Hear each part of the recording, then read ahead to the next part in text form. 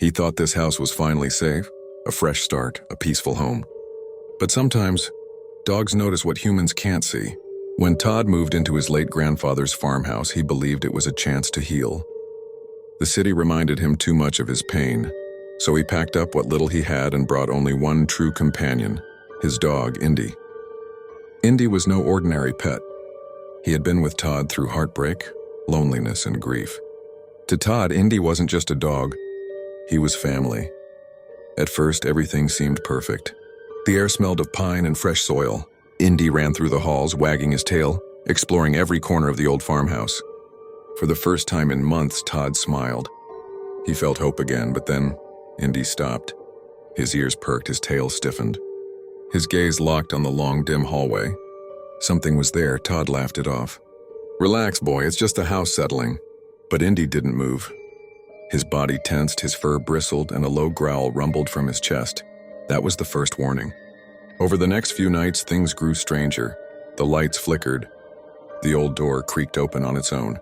Todd brushed it off as faulty wiring, or just the wind, but Indy knew better. At night, he would sit at the edge of the bed, staring into the darkness. His ears twitched, his nose lifted as if smelling something no human could sense. One evening, Todd found him standing in the living room, growling at the empty hallway. But to Todd, it was empty. To Indy, it was not. A shadow slipped across the wall, quick, silent, inhuman. Todd saw nothing. Indy barked furiously, his teeth bared. Todd scolded him, thinking he was overreacting. But deep down, he felt it too. A chill in the air, a heaviness pressing on the house. Days passed and the presence grew stronger. Indy refused to enter one of the rooms upstairs. Every time Todd opened the door, Indy whined and backed away, tail between his legs. Inside the room, the air was cold, unnaturally cold. Todd's nights became restless. He dreamed of voices whispering his name, of shadows standing at the foot of his bed. Each time he woke, Indy was already awake, growling at the corner of the room. One night, Todd heard scratching at the back door. When he opened it, no one was there. But Indy barked violently, his gaze fixed on the tree line as if something or someone was watching them from the dark woods. And then, it got worse. Todd began to change. He grew quiet, withdrawn, staring at the walls for hours. The house seemed to feed on his grief, pulling him deeper into despair.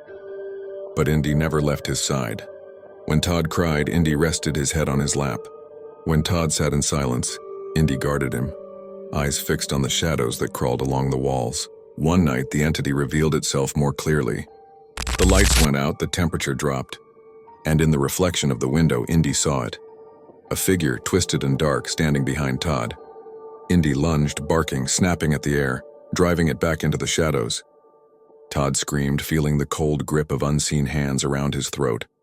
But Indy fought with every ounce of loyalty, refusing to let his human be taken. The final night was the worst. Todd had nearly given up. His grief and the weight of the haunting crushed him. The entity whispered promises of release and if he would just let go. But Indy wouldn't allow it. He stood between Todd and the darkness, teeth bared, growling with a rage no one had ever seen from him before. Every time the shadow advanced, Indy barked, lunged, and forced it back. The house shook, the walls groaned. Todd collapsed to his knees, but Indy refused to leave him. And finally, after what felt like hours, the presence faded. The silence returned. The air grew warm again. Indy lay beside Todd, panting, exhausted, but alive.